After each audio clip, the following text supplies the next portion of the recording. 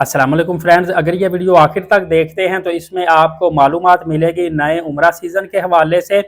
उम्रे का पैकेज क्या चलेगा, उम्रे में चीज़ें कौन कौन सी रिक्वायर होंगी, ज़्यादा रश किस महीने में होता है और बेहतरीन उम्रे का वक़्त कौन सा होता है। एक ही वीडियो में काफ़ी ज़्यादा चीज़ें मिलेंगी, तो मैं आपको फिर एक दफ़ा से इंसिस्ट करूँगा कि आप ये वीडियो आखिर तक लाजमी देखिएगा।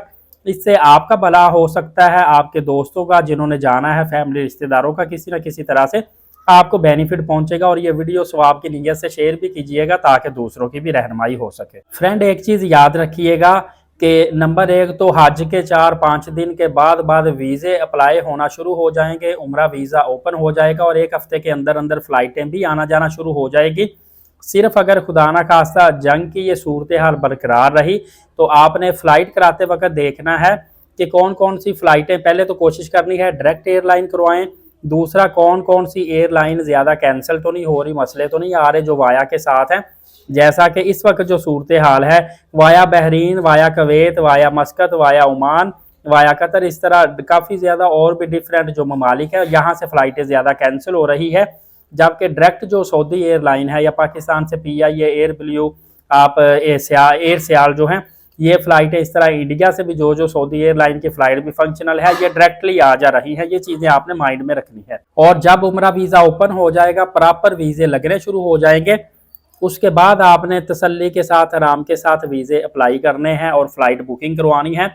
पहले से 10-20 हज़ार के सस्ते की लालच में नहीं आना। उससे अगर खुदा ना खास्ता वीज़े अप्लाई लेट हुए या कोई फ़्लाइटों में इशू हुआ तो आपका नुकसान ज़्यादा हो सकता है। और सबसे बड़ी बात यह है कि जब तक नए सीज़न की उम्रे की नई पॉलिसी नहीं आती तब तक आप कैसे वीज़े का पैकेज उम्रे का ले सकते हैं, जबकि आपको पता ही नहीं अभी पॉलिसी कौन सी आई। अगर पॉलिसी एकदम से चेंज हो जाती फिर आप क्या करेंगे। आपने जो टूर ऑपरेटर को अमाउंट डिपॉजिट करवाई होती वो फिर डिमांड करते हैं, भाईजान इतने पैसे आप और देंगे तो वीज़ा लगेगा और आप पैकेज मुकम्मल लेके जा सकते हैं। वहाँ पे फिर आपकी बहस होती है, जी मैंने तो 2 माह पहले आपको पैसे जमा करवाए थे, अब और क्यों मांग रहे हो, ये वो। इस तरह के बरीक बीनी काफ़ी और मसले पेश आते हैं। बहरहाल जो उम्रे का सबसे ज़्यादा रश होता है रमज़ानुल मुबारक में होता है, मुहर्रम के बिल्कुल आगाज़ में या जैसे ही उम्रा वीज़ा खुलता है तब होता है, रबीउल अव्वल में होता है, दिसंबर जनवरी में पूरे यूरोप में भी और पाकिस्तान में भी सर्दियों की छुट्टियां होती हैं, इन दिनों में भी रश काफ़ी ज़्यादा होता है, जिसकी वजह से आपको होटल, ट्रांसपोर्ट, टिकट्स वगैरह थोड़ी सी महंगी देखने को मिलती है। बाकी आप मुहर्रम के आखिर पे या सफ़र में आप देखेंगे उम्रा वीज़ा सस्ता होता है। अगस्त के बाद जब प्रमोशन एयरलाइंस की निकलती हैं वैसे भी टिकटें सस्ती होना शुरू हो जाती हैं। तो इन दिनों में और इस तरह शवाल में भी आपको पता है उम्रा पैकेज सस्ता होता है। महंगे जो उम्रा पैकेज इस साल रहे हैं वो तकरीबन 3.5 से 4 लाख रुपए का रहा है, एक इकोनॉमी क्लास का 21 दिन का डायरेक्ट पैकेज। और अभी जो सस्ते पैकेज हैं वो तकरीबन 1,80-85,000 से लेके 2,20,000 तक का रहा है।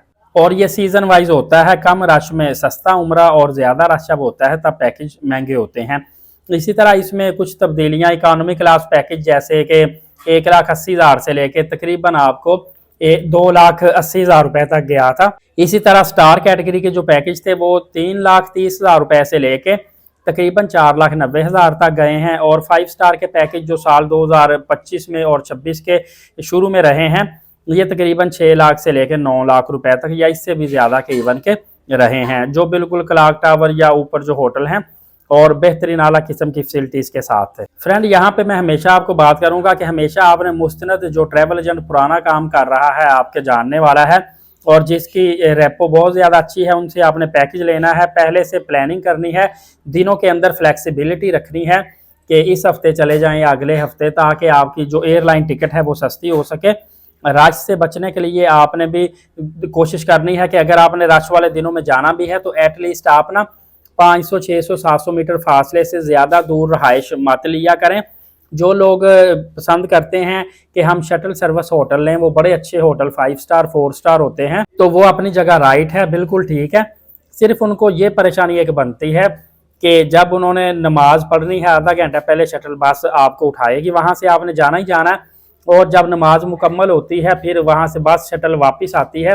तो आपको फ़र्ज करें आपका 1 घंटा 2 घंटा आपका दिल कर रहा है हरम में मैं बैठूं, कुरान पढ़ूं, नवाफिल अदा करूं, वैसे बैठूं, तो पीछे से आपके माइंड में होता है कि मैंने वापस खुदाई में या बस जहां पे भी आपकी बस खड़ी होती है उस स्टेशन तक पहुंचना है और वहां से बस पकड़नी है, अदरवाइज मेरी शटल बस जो है वो निकल जाएगी। ये थोड़ी सी परेशानी होती है। बेहतर मैं आपको कहूँगा 700-600 मीटर फासले पे आप रहाइश ले लें, ना बहुत ज़्यादा दूर है ना बहुत ज़्यादा करीब है, फैमिली के साथ भी आप एडजस्ट हो जाते हैं। दोस्तों इस हवाले से आने वाले दिनों में आपको बेशुमार मैं आला इन्फॉर्मेशन प्रोवाइड करूंगा, जिससे आपको काफ़ी फ़ायदा होगा और सस्ते उम्रा पैकेजेस लेकर आप अल्लाह और अल्लाह के रसूल के घर में जाके उम्रा की अदायगी कर सकते हैं। फर्दर अपडेट जानने के लिए एलीट साकिब यूट्यूब चैनल को सब्सक्राइब कर लीजिएगा ताकि मालूमात आप मिस ना कर सके।